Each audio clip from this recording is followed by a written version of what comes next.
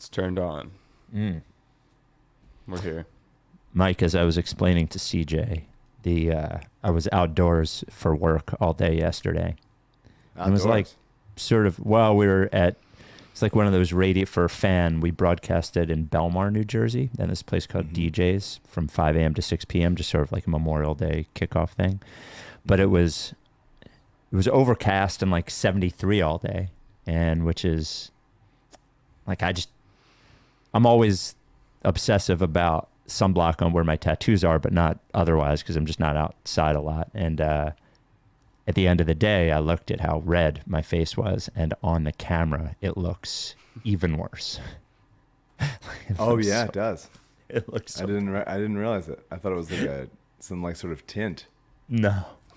That's It looks Look, bad. when it's overcast, you got to still put sunscreen on. I know. And I said it to my wife, like, my Val was like, "This is the exact kind of thing that you would yell at me for, that I would yell at her for. Like, why didn't you put sunblock on? That's the most dangerous time with sunburn." I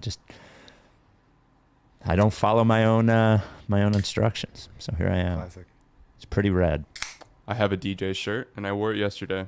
Oh, really? Yeah. That place apparently has been there since the 50s. Really? Yeah. I didn't know that. It gets pretty crazy on Memorial Day weekend. Thankfully for me, as old guy, I was out of there by 5:30 or 6 o'clock. But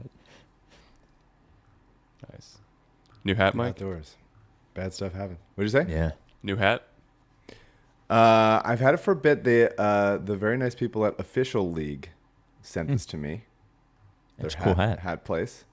And this was designed by the NBA Paint. That's folks. what I thought. Yeah. And they have some other cool ones on their site. Some of them are sold out now, but you guys are hat guys. Yeah. Bunch of cool stuff here. I like NBA Paint. They're a lot of good stuff. Elegant. Simple, elegant. Yeah. Like it's me. A good hat.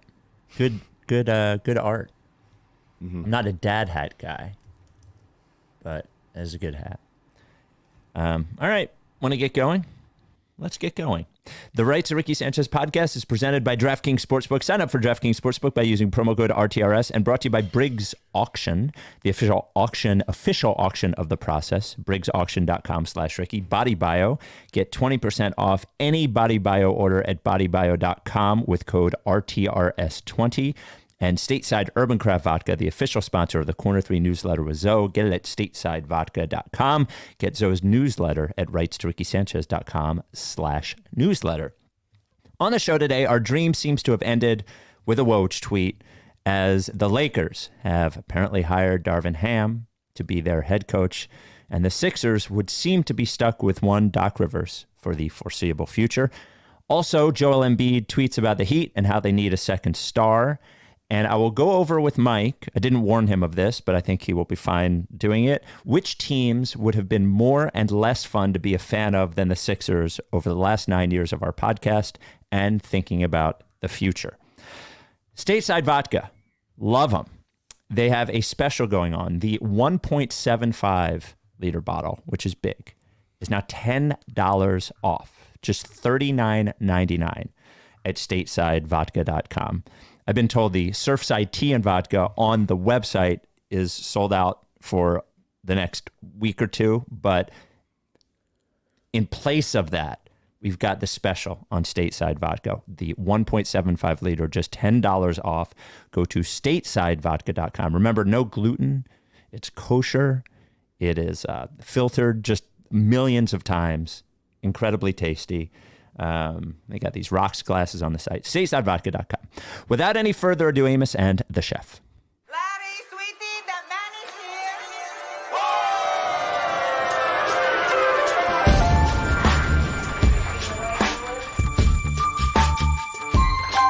Say the name. I say the name. I say the name. We were right, y'all. We were right. Even when it went wrong, we were right. We was right, y'all. We were right. So say the name. Say the name. We were right, y'all. We were right. Even when it went wrong, we were right. We were right, y'all. We were right. So say the name. Say the name. Say the name. Say the name. Say the name. Say the name. I say the name. I say the name, mama. Say the name. The lights tricky Sanchez forever. Welcome to the Rights Ricky Sanchez podcast. I'm Spike Eskin, along with a guy who wanted the Lakers head coaching job because of all the golf he could play. That would be one Mike Levin. I've actually never played golf out here. I'm Really? realizing. And I've had golf clubs in the 11 years I've lived here and just have never done. I've gone like driving range, but I think I just assumed it was always too expensive or I would somehow be excluded. Well, you could have fixed that with your head coaching gig of the Lakers. That would have helped. Would have helped. I've never played golf one time. Not one time. I kind of would like to now, but my back, I can't do it. In any case, I think I said on the last pod something to the effect of, I live in fear of looking at my phone and seeing the Woj tweet that says the Lakers have hired X coach and it isn't Doc Rivers. And yesterday, I had a long day at work, and I was sort of half asleep on the couch, maybe 8 o'clock, 8:30. Forget when it was. And I looked at my phone, and somebody had tagged me in a Woj tweet that said that the Lakers have hired Darvin Ham to be their head coach. And it's one of those things, maybe sort of like the Kawhi shot, that you feel like if you think about it for a little while afterwards or watch it again, there will be a different outcome, that maybe somebody's wrong or there was a foul and Doc Rivers is just, he's going to be back. I was so wrong about this. And I really thought, I just can't see any other way out of it. Maybe they put him in the front office like Doug Collins. I can't believe it, Mike. I can't believe it. He's going to be back. I can believe it. Not as surprising to me. Yeah. We'll say that there is still the Charlotte head coaching job. Yeah. And Michael Jordan and Mitch Kupchak do seem like the kind of people that would hire Doc Rivers. I would How's feel the bad golf? for plenty of golf in Charlotte. Nonstop. Okay. Big Okay. A+ golf town. I would feel bad for LaMelo if Doc would probably like bench him for probably find a way to like re-sign Jarrett Jack or something. But yeah, I mean, it always felt a little bit like three-dimensional chess to assume that this was them constantly saying they want Doc and they're going to keep Doc, and like coaching trades don't happen very often, although they have happened before with Doc. To Los Angeles. So Yeah. yeah, I don't know. It's we're here, we are in fear, and we love it. I mean, it's over, right? I mean, he's not going to Charlotte. It's over, right? Like, he's going to be back. I don't think they're just going to fire him. He's going to be back, right? I mean, this is what it is. I'm just having trouble wrapping my head around it. Do you know, this reminds me of when I said, this is the sort of like sure I was in my head. After the Hawks series, I was like, Ben Simmons is never going to play for the Sixers again. It's just never going to happen. No way it's going to happen. And I was sure of it, like in my gut. I had no information. I was just sure of it in my gut. I was sure of this one. And I'm so wrong. Do you think, obviously you're just guessing and you're not going to know. Do you think there was ever really a Lakers Doc thing? Or do you think it was just made up? I kind of don't. I think it's just like speculation based on, how feudal the Lakers franchise is in some of these kinds of decisions, and how speculation that Doc loves LA because he was there. I think it just sort of like made sense that it would happen, but I kind of doubt that it was ever really discussed at any serious length. I think that the Sixers ownership doesn't want to keep paying different kinds of coaches, which they were for a while. I think that Daryl doesn't really care about coaches that much. I think that there was so much turmoil from last season to this season, specifically with Ben. And there is something to be said about some continuity. I don't care so much about continuity in the head coaching space, but I think as far as like just less things to do for whether it's Joel or the players or whatever it is, just being like, okay, we got this. Here's how we got to figure it out together, rather than incorporating a new system or a new whatever.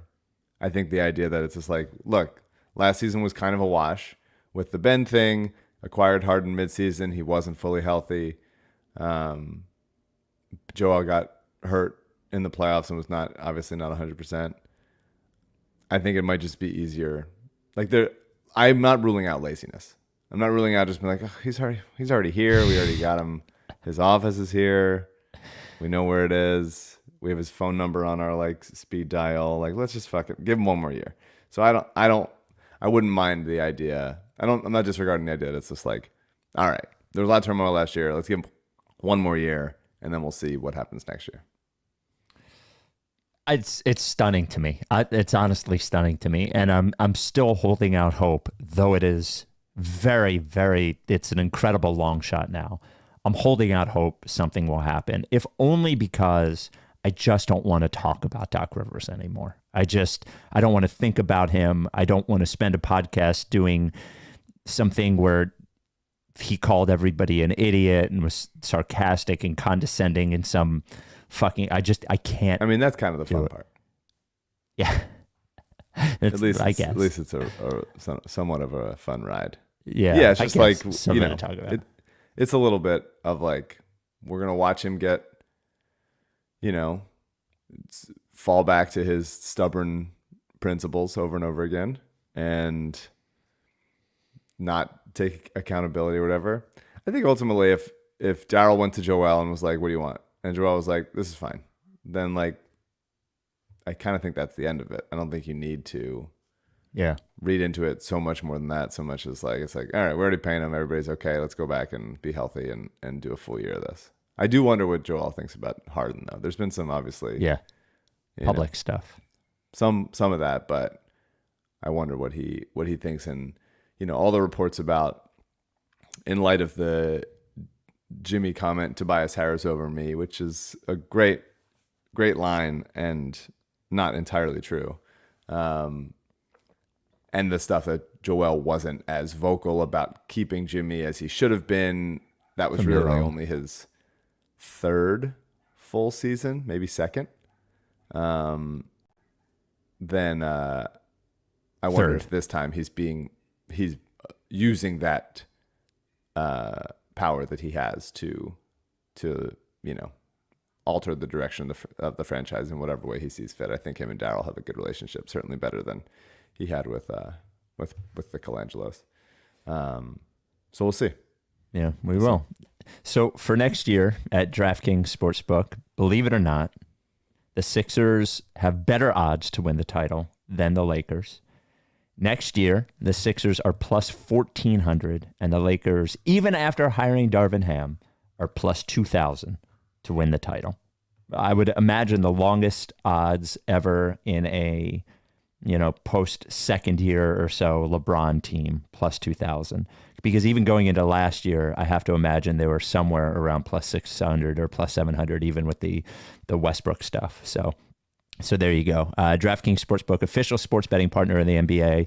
New customers right now with the NBA playoffs bet $5 on any team to win any game, even Game 7 with Boston, Miami, and you get $150 in free bets instantly. Also, same game parlays, which are great. Add leg after leg after leg after leg. Longer odds, bigger payout.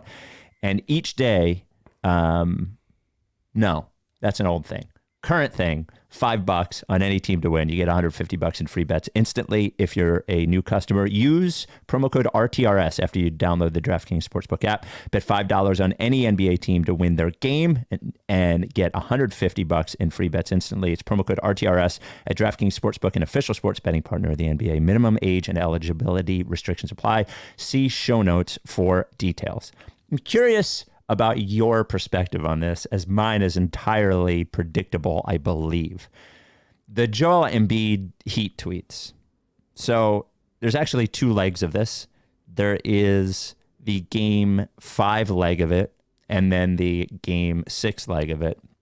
The Game 5 leg of it while Boston was beating Miami pretty convincingly. Joel tweets that Boston just has too many weapons and that Miami needs another star. Obviously gets tons of reaction to Miami needs another star, and tweets something to the effect of, I didn't write it down, LMAO, y'all are crazy, or something with crying emojis. And then last night, as Jimmy Butler was going crazy to lead the Miami Heat to victory, Embiid tweets, "Mama, there goes that man."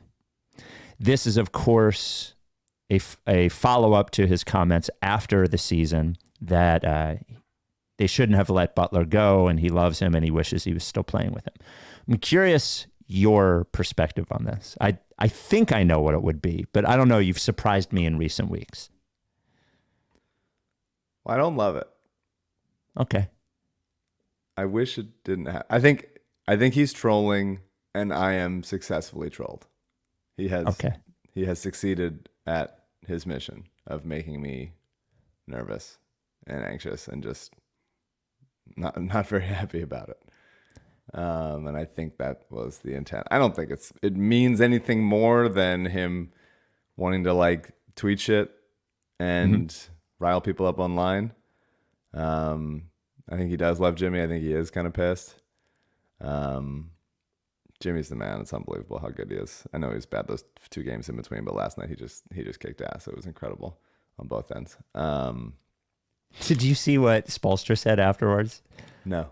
He said that Jimmy wasn't going to let us lose, which I remember. Everyone got mad at me when I said that I think it was 2 seasons ago or something, that if the Sixers played the Heat, there's no way that Jimmy Butler would allow the Heat to lose to the Sixers. And I thought it was funny that Spoelstra said something like that. He was incredible last night. What do you have, 47? Something like 47, 9, and 8? Something like that. And had 4 threes, I think. It's just unbelievable. Yep. I love watching him like anticipate steals on defense. Him just like hunting people. It's really good. No, I don't like it. I hope it's just a joke, and my brain is hoping me that, but like it's not. You were concerned about why would Embiid stay here long term. I think he's a prideful guy. I think he's not like looking to go to Miami. I think he's not the kind of player that would be like, oh yeah, I need Heat culture kind of thing. I'm gonna like fall into that system. I don't think that he's, got a wandering eye like that. I think he's just kind of trolling and maybe putting pressure on the Sixers front office to do some shit. So I think I actually am not worried. Like from a wants to go to Miami perspective, I'm not worried. Like I don't think this is the way he would do that. Like that's, and I didn't mean this year. I think I was pretty clear about that. I mean like in a year or two, if it's still bad, does he want out, so on and so forth. And I actually wouldn't even blame him. The problem, the reason I don't like it is that it's just like, it's bad energy. It's not leader energy, I don't think. And I could sort of understand the emotion after the series, even though I thought that was sort of like losery too. I just think I think you went over the list of teams that they've beaten in the playoffs, and it's not impressive, with him as the leader. And there have been reasonable excuses for him as to why he has not led them to beyond that. But a certain amount of time, there's too many reasonable excuses, right, at the end of it. And to your point that you had said earlier, you just want him to be like Giannis or something and will them to one of these series victories, and he has not. And that on top of like longing for another player publicly, like just put Twitter down for a minute. Like what is the upside? Because to me, the downside is any great player who wants to, I'm not suggesting that like great players won't want to come here because of the tweet. That's not what I'm saying. But what I am saying is that like when you look at it combined with everything else, it just comes off like I just wish he seemed more pissed off, right? Like not the kind of pissed off that wants to troll people on Twitter about it, like the actual pissed off kind of thing. I just think it comes across like bad, and it gives off a bad energy. Not for me, it doesn't matter for me, but for other players, for the league, for his teammates. It's just like, dude, you got teammates. Like, worry about those guys. Don't worry about Jimmy fucking Butler. Is I guess my problem with it. Yeah, maybe. I think ultimately it probably doesn't matter, but I don't disagree that if these tweets are looked at, the energy is not great. I think he's probably just at home with his like young child and like is bored. Like I think it's kind of as simple as that. But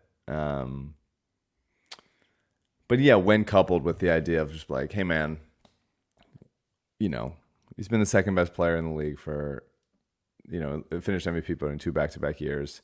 Didn't get out of the second round ever in his career. It is a little bit. I don't blame him for all that, but you still, when you're the best player, you still like have the ability to vault your team over the hump that, you know, it can't seem to get past. And it'd be nice if he had done that, but I think I wish that they had won some more games. I think ultimately what I think.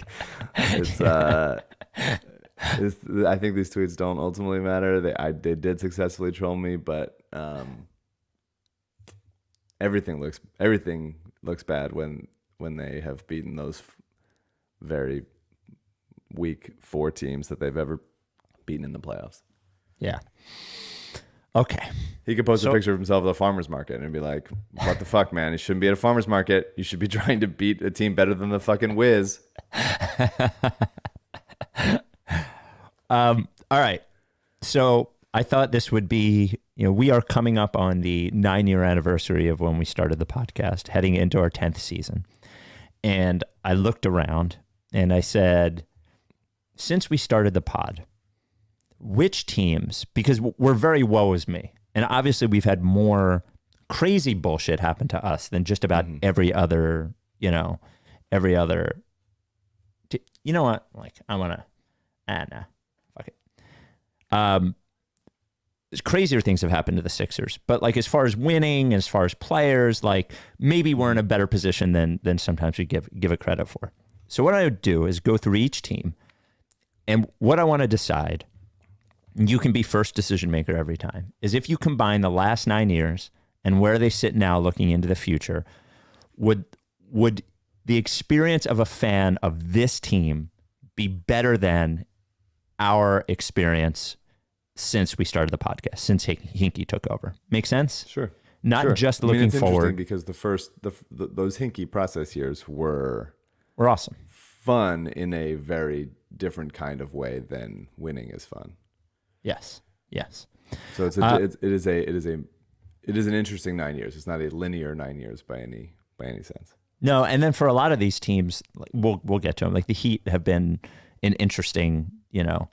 All right, start with I'm just going to do alphabetical order. The Hawks. Hawks have had no finals appearances, no titles. They did have the Player of the Month Hawks, led by Budenholzer in 2015. Had that run. Currently a reasonably positive, you know, I think if you're a Hawks fan, you're a reasonably positive looking forward. So Hawks, would you say that experience would be better or worse than Sixers fan? I would rather, maybe some people would like the Hawks more. I would rather take the Sixers. They did get to the conference finals, obviously, in something we remember quite well, but I don't think I'd rather have Embiid than Trae Young. I would agree. Though I might feel better about the Hawks right now than I feel about the Sixers moving forward. But the last 9 years or whatever has not been exemplary. I mean, they're kind of the classic, you know, and Dallas would be this team this year of like the surprise conference finals run while they're still young and be like, this is going to keep happening. This is only the stepping stone, and then a big fallback. They had a bad season. Like they fell back. In a big way, and the Blazers did that before that. The Nuggets, I think, did that before that. So I wouldn't expect, just talking about Dallas, I wouldn't expect that they necessarily will. Although Dallas has the best player out of all those teams, kind of, maybe. The next one, unfortunately, is the Boston Celtics, who have had 4 conference finals, no titles, no finals yet, though they still have a chance here. They also got Jason Tatum instead of Markelle Fultz, which I remember that. I is do remember that. yeah. So I mean, I think it's pretty easily the Celtics, but that's just me. You couldn't fucking pay me to root for those fucking losers. Not a chance. That the green bullshit, cuss cries, the fan base, disgusting. Not a chance. I'd rather be the Sixers. I'd rather be the Sixers. They went 0-82. Never. Yeah. Never. Fucking never. Heat culture. Let's go. Heat culture in 7. Okay. Hornets. No finals, no titles. Kind of fun now, for sure. Kind of fun now, but before LaMelo, it was bad many years. I big LaMelo guy, but I would say the Sixers still. I would agree. The Bulls, no finals, no titles. They did trade Butler. They are building a current team that doesn't seem like they have much upside, but they're not in a terrible position. I personally would take Sixers over Bulls at this point. Yeah, it's been a really bad run for the Bulls. You know, the early part of the Sixers process would have been the Bulls, like with Derrick Rose's injuries and then trading Jimmy for very little. It's been a tough year. I mean, last year was nice, and then injuries caught up to them a little bit. They had a better year than it seemed towards the end, but yeah, it's been a rough decade for the Bulls. So I'd say Sixers as well. Here's an incredibly disappointing thing. The Cleveland Cavaliers over the last decade been to 4 finals, 1 title, and then have rebuilt a current team into what looks to be a future challenger in the East. I mean, it has to be the Cavs, I think. Yeah, I mean, they won a title. They won a title, and they look good for the future. I think the Cavs are the pretty obvious one, especially as a title from feeling like it was a LeBron title. I don't know if Miami or LA feels as good about a LeBron title as Cleveland does, because it feels like their guy, and he brought one home, and because Garland's so fun and Mobley's so fun, a bunch of good players. I think that they're still a long way away from being like legitimate contender. But Garland seems awesome, and Aaron Allen is Mobley awesome. Kicks ass. Jared Allen's a good player. They'll be good for a while, but I think there's still a big piece away from really contending. Before we get to the next team, Briggs Auction what's the next team? Next team is the Mavericks. Briggs Auction is a sponsor of the Ricky. We love Briggs Auction. There's 2 G's in Briggs Auction. 4-generation family-owned and operated auction house in Delco, Garnet Valley. Great auctions, basically every other week, from everything from collectibles to furniture to music instruments. Man, I have bid on so many things, and I've come so close to winning. I came very close in the auction that ended yesterday to an autographed book from Axl Rose, missed out on that one, and a piece of 1919 Russian propaganda that was written in Russian. It was like a poster, and I missed out on that too. And I just bid on the weirdest shit I can find, and I always get outbid. You've never won? I've never won. It's driving me crazy, actually. Like, I bid on a weird chair I wanted in the house. I like so many things, and I have never won. But I will Can't continue even get past the second round of our own sponsor. Disgusting. So they have a great auction coming up, June 16th. It's all sports collectibles, which is, there's always sports collectibles in each. Oh, and the most recent auction, they had a ton of Beatles vinyl, which was awesome. They have an auction coming up mid-June that is ton of sports collectibles, ton of Philadelphia-related stuff. What I want you to do is go to briggsauction.com/Ricky, briggsauction.com/Ricky.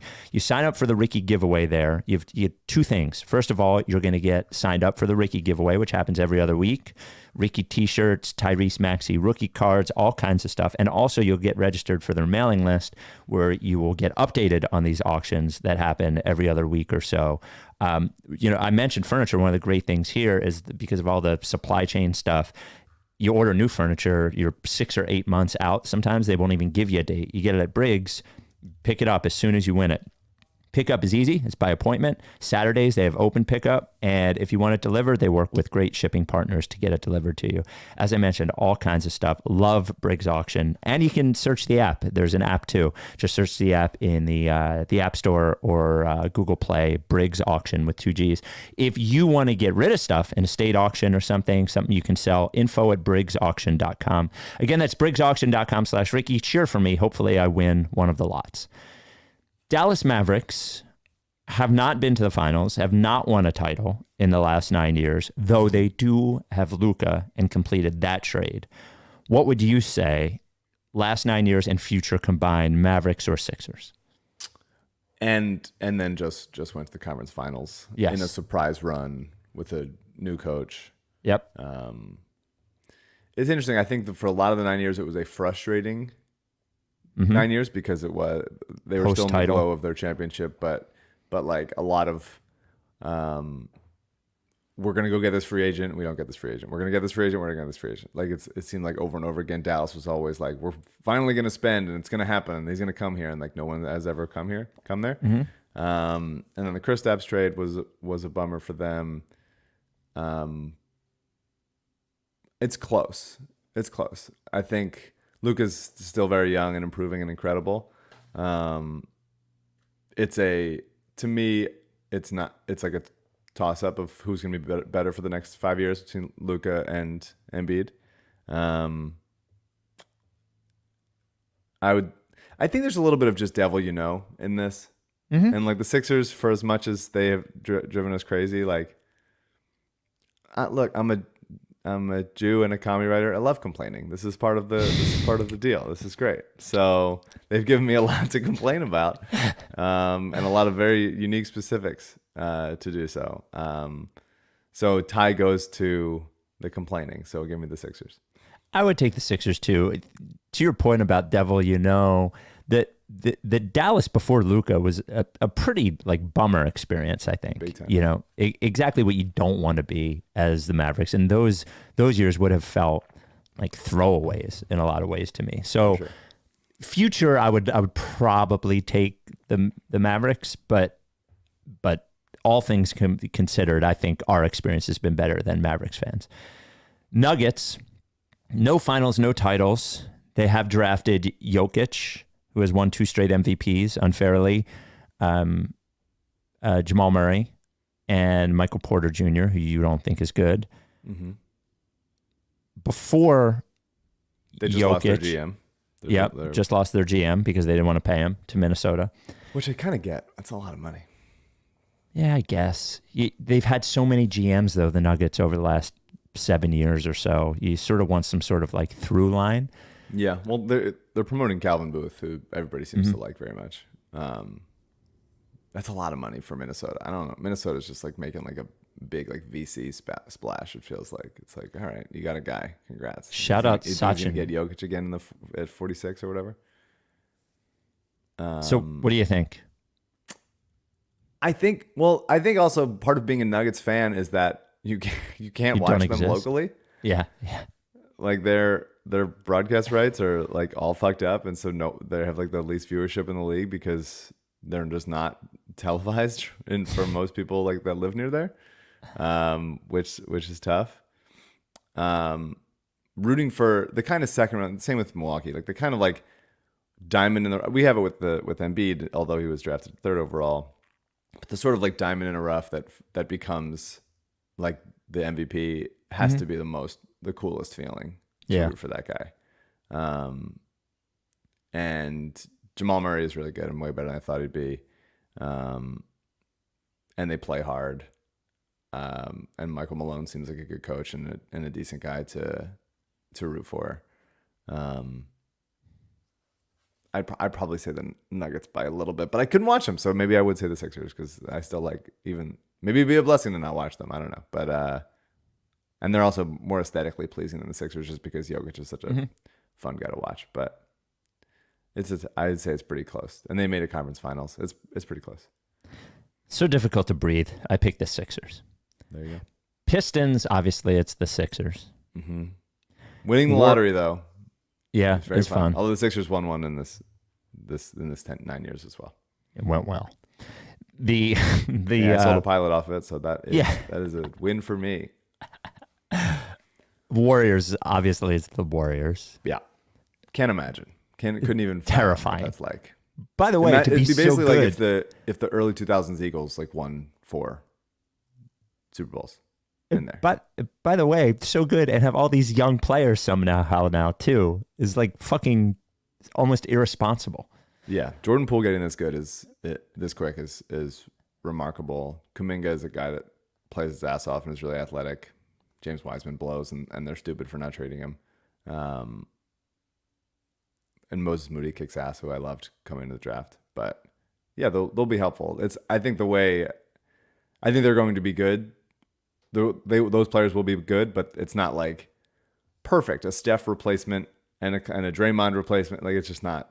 Those guys are so good, they're not going to quite get there. But it is definitely helping them and easing their declining years to come with some like better young players than they should have at those draft positions. And Wiggins being an extremely helpful player is super helpful for them too. Yeah, it's crazy. It's honestly crazy. They should be annexed from the league.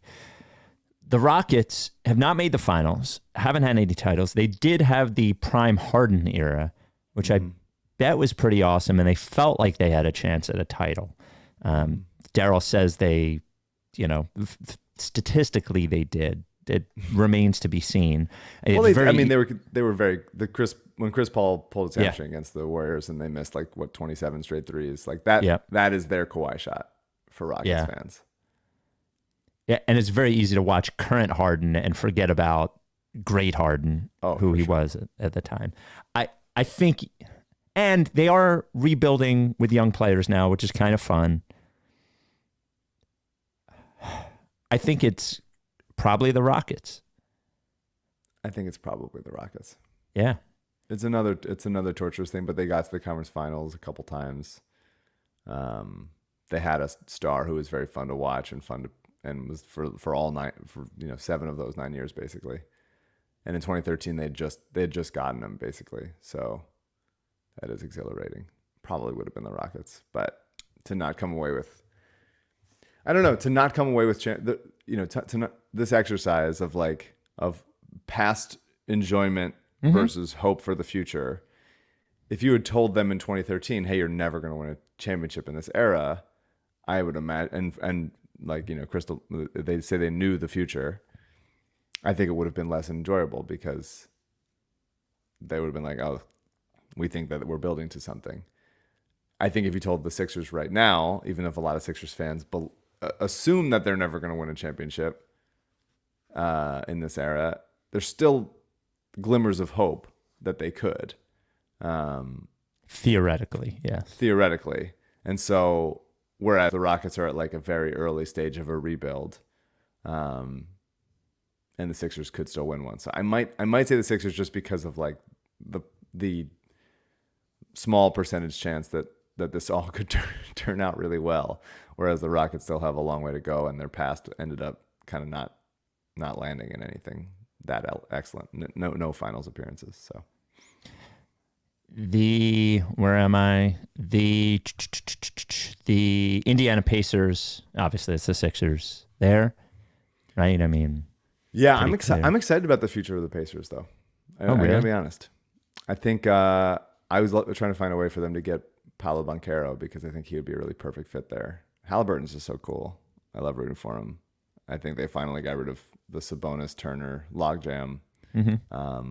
I think Miles is a good player, really solid two-way player, kind of ideal center. They are starless though. Yeah, but they have the 6th pick, and I think they have helpful players. They're in a good position going forward. But yeah, I would definitely say the Sixers. Clippers, no finals, no titles. Some of the Lob City era was within this, the last 3 years of the Lob City era. And then they currently do have Kawhi Leonard, Paul George, and a team that is going to be, if everyone's healthy, going to be a title contender next year, though I wouldn't bet on them. I think you probably have to say the Clippers. And they have a crazy fucking lunatic money spender owner guy. right? It's got to be the Clippers. You got rid of Doc Rivers, and you got Ty. I'm trying to imagine. I was at the Clippers Sixers game in that Spencer Hawes' last game when they beat him by 600 points. When they beat him by 700, and it was just like fast break lob dunk after fast break lob dunk off the backboard, like multiple possessions in a row. Spencer Hawes purposely not trying, just to feel. Zach Lowe blew up Spencer Hawes for giving the least amount of shit anyone's ever given in a game. And trying to imagine at that moment if I said, yeah, I'd rather be the Sixers to various fan bases. But I am, because of Alyssa hates the Clippers. Yeah. Hates them. And if she found out that I said I'd rather have been the Clippers at any point in life, she would really, really lose a lot of respect for me. So that's definitely fair. the Sixers. This is a non-Clippers household. Okay. The Lakers is an interesting one. Right? Mm-hmm. They did win the title, and they did get LeBron, though it was the bubble title, which is debatably not a real title. Yeah, the LA has not had a parade for the Lakers or the Dodgers because of them happening during COVID. And the Dodgers following it up by still being the best team in baseball. The Lakers didn't make the playoffs with LeBron the first year.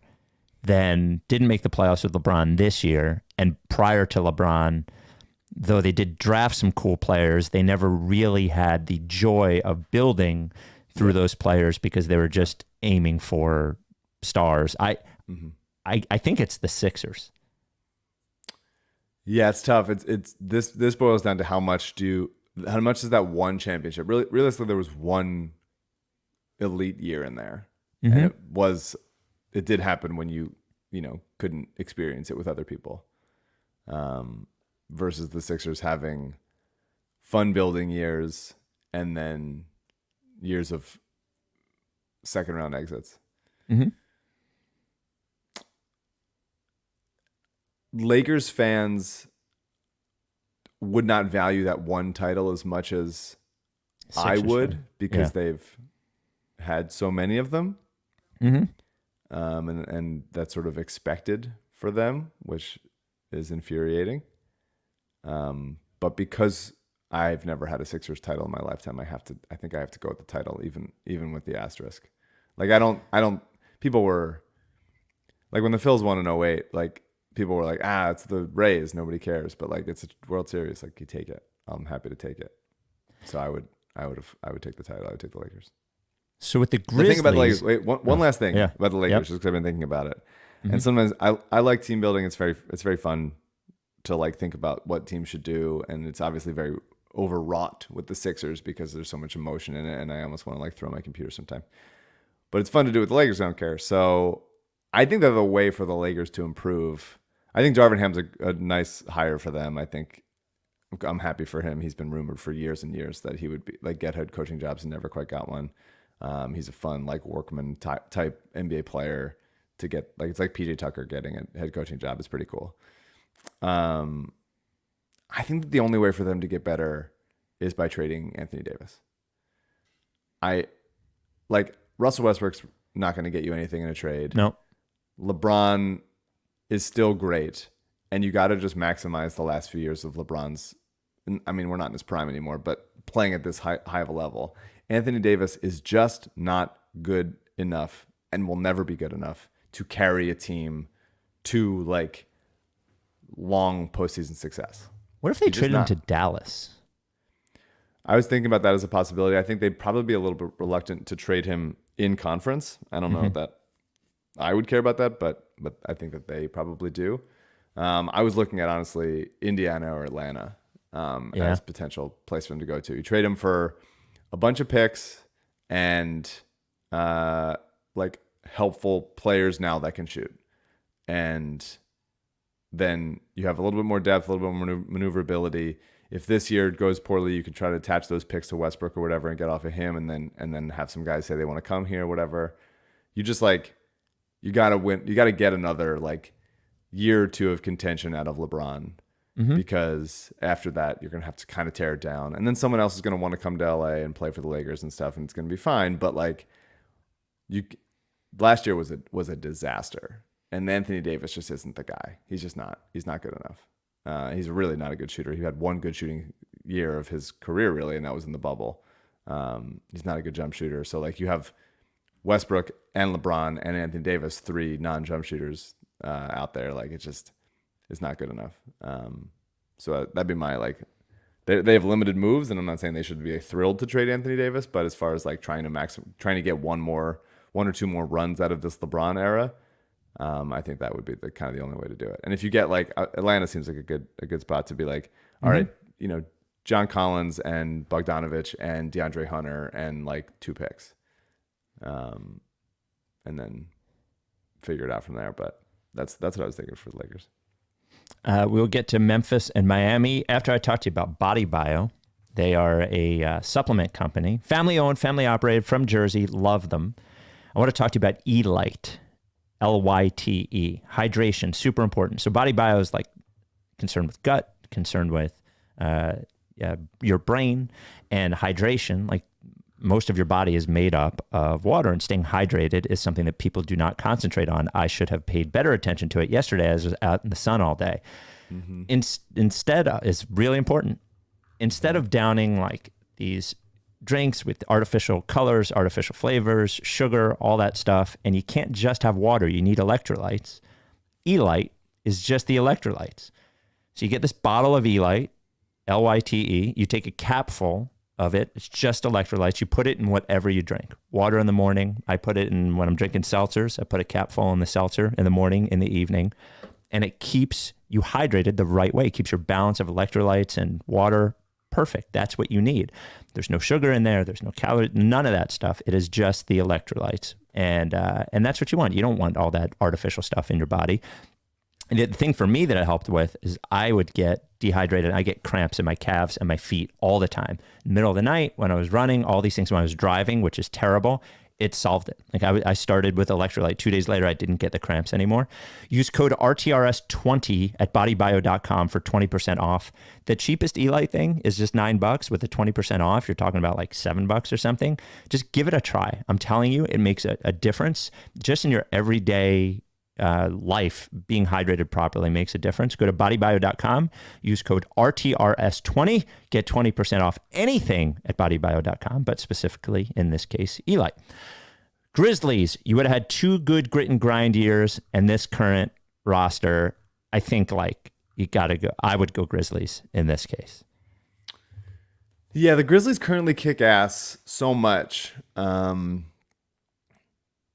Ja is exhilarating as a player. Mm-hmm. I worry about injuries, and not that you wouldn't with Embiid. I wonder how good they can get, but right now the spirit around them is incredible. I'd probably say Memphis, but it's close. Yeah, and the grit and grind years were fun.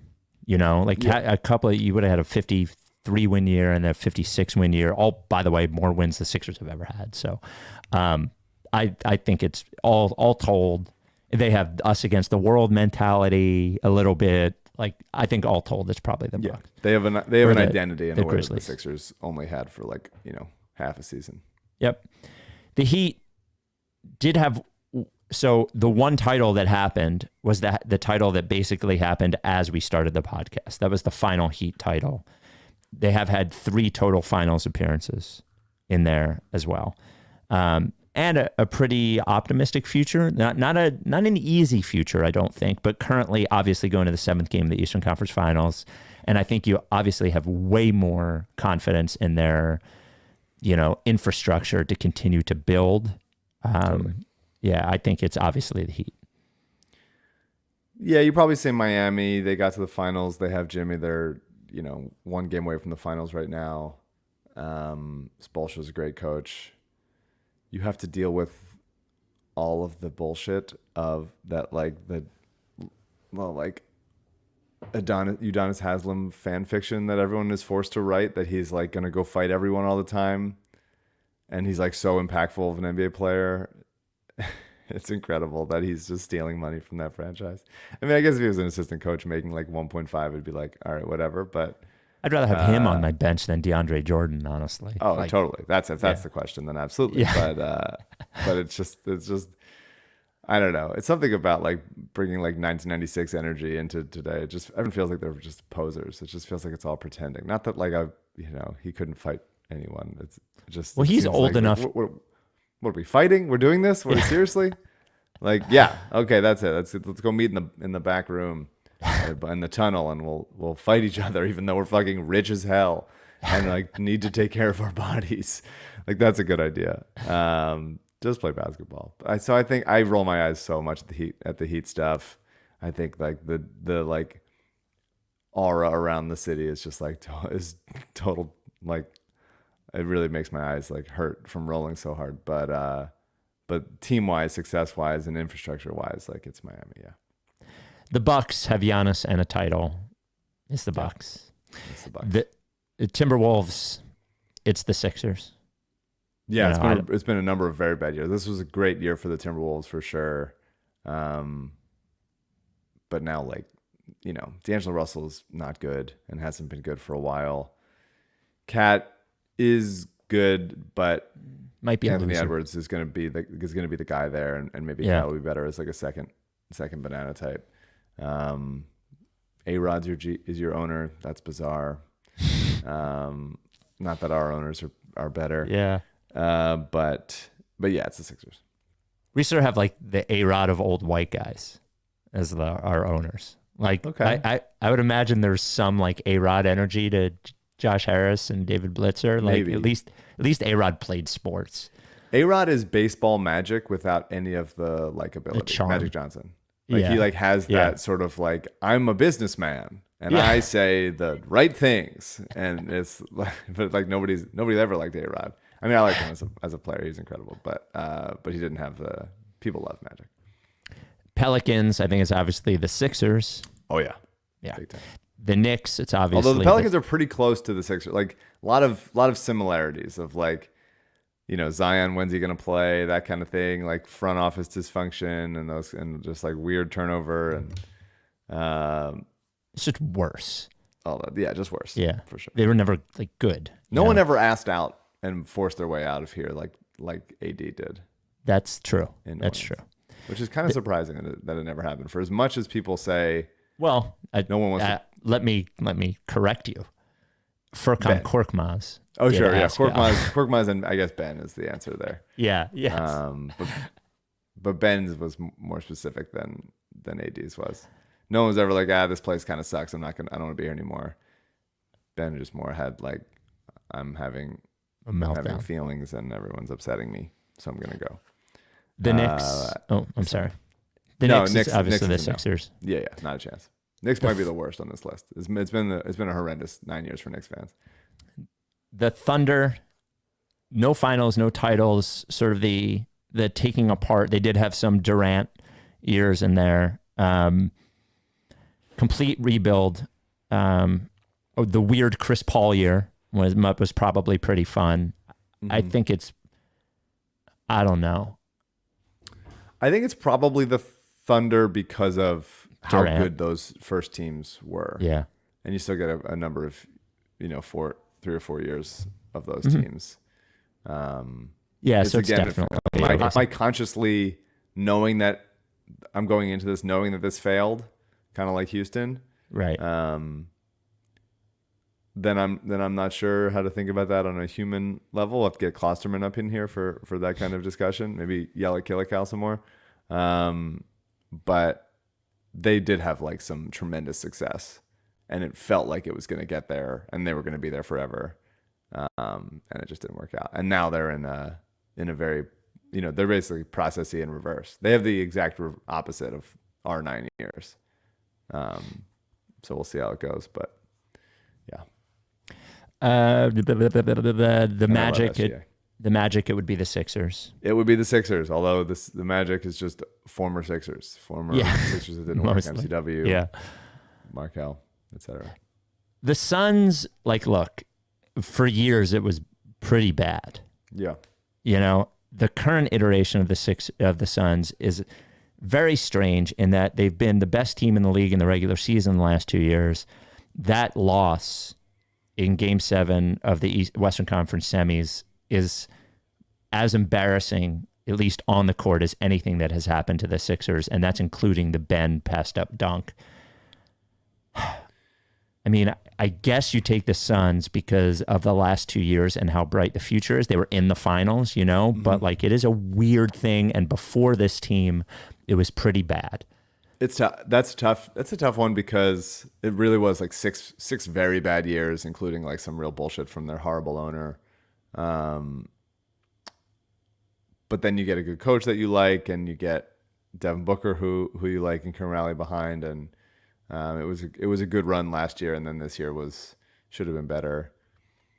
The future is somewhat bright, but Chris Paul is very old, and DeAndre Ayton might not be there because of the contract dispute, and they obviously Mikal Bridges is incredible, and Cam Johnson's good, but you got to pay him soon. How long is this going to go? I don't know. I don't know how good they are without Chris Paul being still one of the most positive players. I don't know if he's one of the best players in the league anymore, but he's still one of the, like, when he's on the court, like, good things are happening type thing. So I'm not sure how much of two good but ultimately disastrous ending seasons. I will say that yes, that Game 7 from Phoenix was horrendous. Dallas and Luka is a better team than the Hawks team was. Yes, for sure. And the Sixers didn't just blow Game 7; they blew Games 4 and 5. Also true. So in totality, it might have been worse. But also true. As far as one specific game, that is maybe the most embarrassing performance from ostensibly the best team in the league that has ever happened. At home in a Game 7. At home. Just unbelievable. Really rough. Unbelievable. I don't know how, in the same way that you were convinced that Ben was never going to play here again, I don't know how you can just like run out the same team. It might be just hard to like put the pieces back together after that because of how bad it was. So I don't know if next season is going to be as good for them, but I might say the Sixers. The Trailblazers had the basically Dame Lillard's entire prime. I think it would have been really fun to cheer for the Blazers and Dame Lillard over the years. The last couple of years have been shaky, obviously. Their future is incredibly shaky, even though Anthony Simons looks like he's going to be like pretty fucking awesome. He doesn't look like a top 5 player or anything. I think the last 10 years of Blazers probably would have been more fun than the last 10 years of Sixers. At least from the outside, and I can't rule out the possibility that I would, had I been a Blazers fan, convinced myself of more. But from the outside, it seemed like they never had a chance. It's like Dame is cool. Dame and CJ was fun for a while, then ran its course. But like they just never built the team in a way that actually led me to believe that they ever had a shot. So as much as rooting for Dame would have been incredibly special, I'm obviously been on record of saying that like Tyrese Maxey is on the road to be as like statistically on the road to be like in the ballpark of that plus Joel Embiid. And they didn't really ever do anything, and they look like shit now. So even though Anthony Simons does look awesome, I would say the Sixers. All right. Next team will be the Sacramento Kings. Obviously, it's the Sixers, though it would have been fun to podcast about the Kings. You cannot deny that. It would be amazing to do that podcast. In some ways, we've podcasted about every team in the league because the Sixers have had some of everything. They've been like a real sampling, a real buffet of craziness that some teams just sort of are defined by, but the Sixers dabble in kind of all of it. Yeah. The Spurs have won a title in there, though they did have the weird Kawhi Leonard fiasco. And as much as you give their front office and head coach credit, like it doesn't, though they have some interesting young players, it doesn't seem like they're building toward anything. But they are the Spurs, and they did have a title in there. And I think you have to say the Spurs. Being a Spurs fan would be better than the Sixers. Yeah, I agree with you in every way.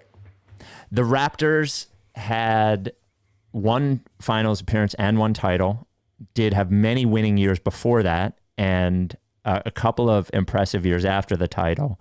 have a lot of interesting young players, though no top 5-ish players. I think being a Raptors fan would be better than being a Sixers fan over the last 10 years and in the future. Yeah, Raptors fans were very weird during the Sixers series in a way that like turned me off in some sense, but to be a fan of them in the past, and you have to deal with Drake and all that shit, but you take the title. Absolutely. Yeah. And they do have a bunch of young, fun players I like rooting for very much. The Jazz have had a lot of winning teams, did not have a Rookie of the Year in Donovan Mitchell, who did not win it, have had several Defensive Player of the Year awards, though it seems like they're going to try to trade Rudy Gobert. It would have been a lot of talking yourself into it, and fairly talking yourself into it, in that they were the best team in the league for a few years in the regular season there.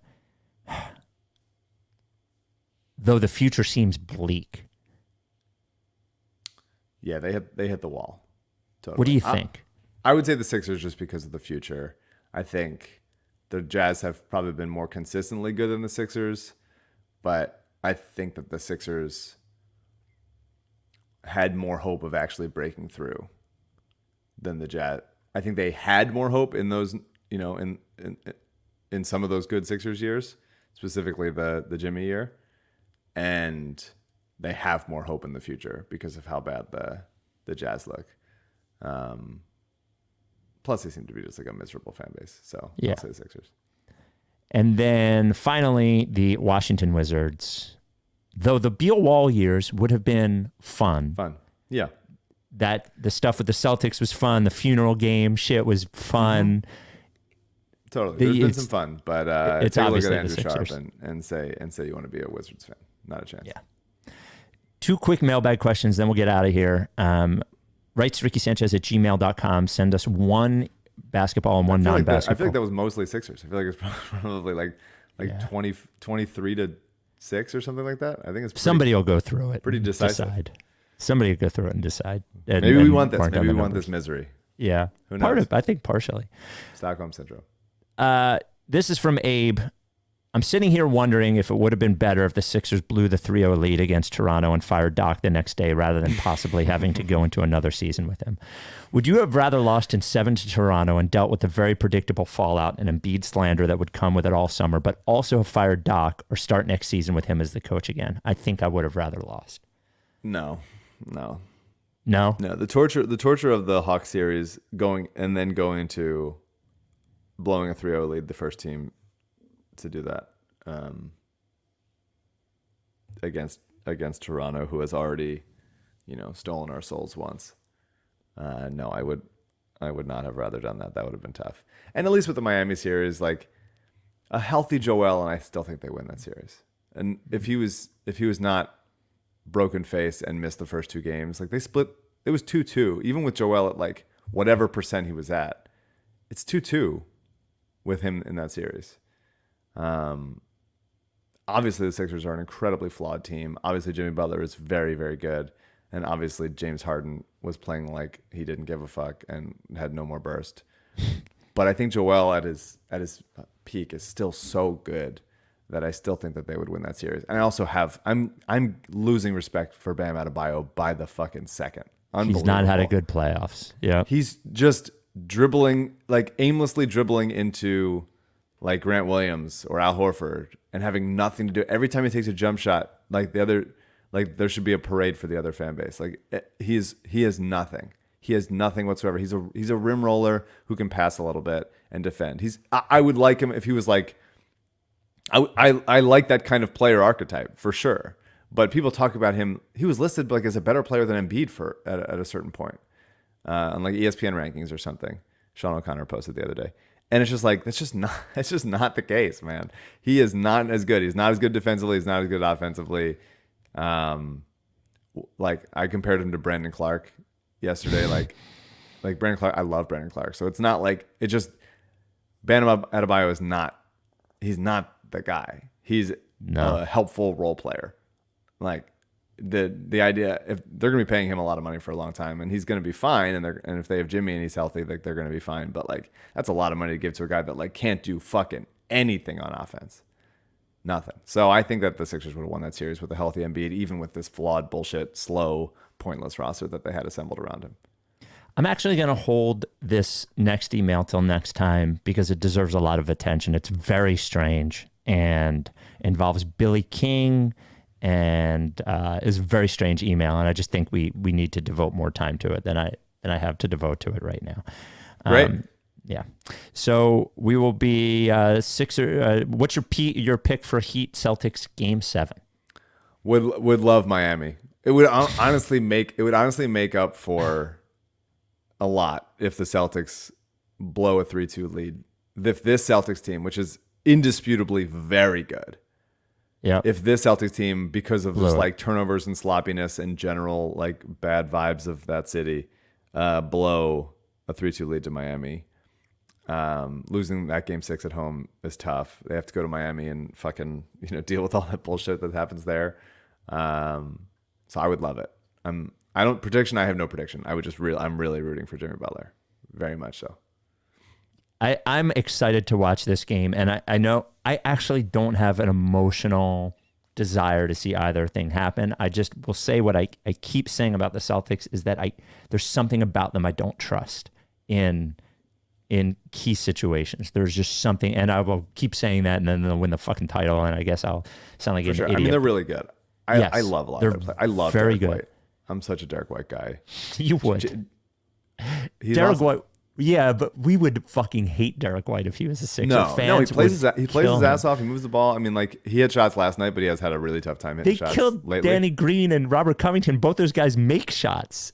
But at least Derek White is fast in a way that Danny Green and Robert Covington are not, and he moves the ball well and he cuts hard and that kind of thing. I don't think it's quite the same kind of player, but I hear what you're saying. I think the thing you don't trust is that they don't have a traditional point guard. It's just like Brown and Tatum distribute some. Marcus Smart distributes a lot, but like Horford is obviously a good passing big man. But like, I think the thing you're not trusting is their offense shuts down a lot towards the end of games because they just go isolation, and they have a bunch of good isolation players, and then they can pass out of isolation and stuff. But it's not quite clean. But the defense is incredible, and they have a ton of ridiculous shot makers and athletes and guys who try hard and play together. It's almost like Tatum, like you're so impressed by the hard shots he makes, but boy, you wish there was like he got to the rim and got an easy layup in the fourth quarter. All the time. He's incredible. He's way better than I thought. Like, of course. Like Tatum, we were wrong about him. A massive L for me on Tatum, and it kills me every day. Mm-hmm. But that said, he does take too many hard shots. Like and he doesn't need to. Like that's just not my kind of player that does that. But he's incredible. I think he flails his arms after every call or non-call. It's just like, buddy, cool it. But yeah, I hope he loses. I hope they get embarrassed. Could you imagine? Trying to imagine a scenario where Boston loses in the same way that Phoenix lost. I'm seeing it right now. Would be great. I'm seeing Miami winning like 125 to like 74, and I'm just like I'm like really enjoying it. I'm really enjoying that. That would be great. That would feel Marcus good. Smart punched somebody in the locker room after the game or something. Yeah.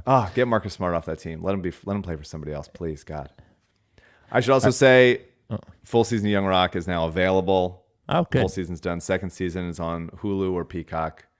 Watch it all. It's a great season. A lot of if you grew up in like the late 90s, early 2000s wrestling, there's some like iconic stuff that you're just seeing represented in there, and it's obviously it's not how it exactly happened, so don't go in expecting it. But it's just very fun. It's honestly kind of like writing.